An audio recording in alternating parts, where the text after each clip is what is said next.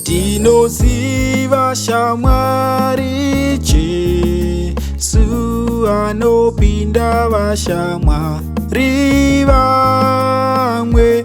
Ndiye anondibatsira, ndiye anondichengeta. Jesu ndiye shamwari yangu, ponesi shamwari yangu, ponesi shamwari yangu. Ndiye anondibatsira, ndiye anondichengeta. Jesu ndiye shamwari yangu. Ndinoziva shamwari Jesu anondipa runyararo rwake. Wakatumwa pasi pano, wakakwira denga rake.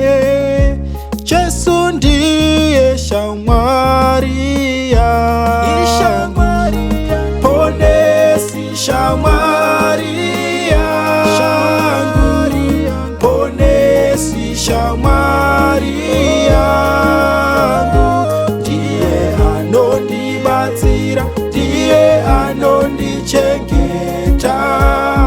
Jesu ndiye shamwari yangu. Ndinoziva shamwari Jesu, uyo anoziva zviro zvese. Ndiye handishayi simba, asi ane rudo rwese. Jesu ndiye shamwari yangu, ponesi shamwari yangu, ponesi shamwari yangu. Ndiye anondibatsira, ndiye anondichengeta. Jesu ndiye shamwari yangu. Ndinoziva shamwari Jesu anogara neni nguva dzese. Anonyararidza vake, ndiye anotifarisa. Jesu ndiye shamwari yangu, ponesi shamwari yangu, ponesi shamwari yangu. Ndiye anondibatsira, ndiye anondichengeta. Jesu ndiye shamwari yangu. Ndinoziva shamwari Jesu, ndiye umwe anotendwa diko. Ndiye anondisimbisa, ndiye anondiponesa.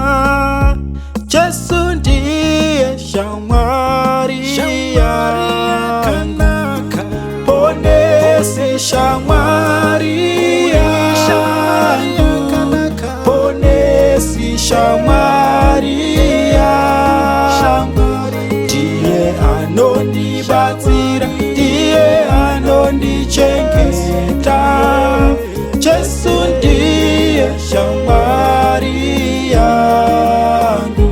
Ndinoziva shamwari Jesu, handichazomusiyi pakwete. Ndine rururamo, ndiye nerufaro misi yese. Jesu ndiye shamwari yangu, ponesi shamwari yangu, ponesi shamwari yangu. Ndiye anondibatsira, ndiye anondichengeta. Jesu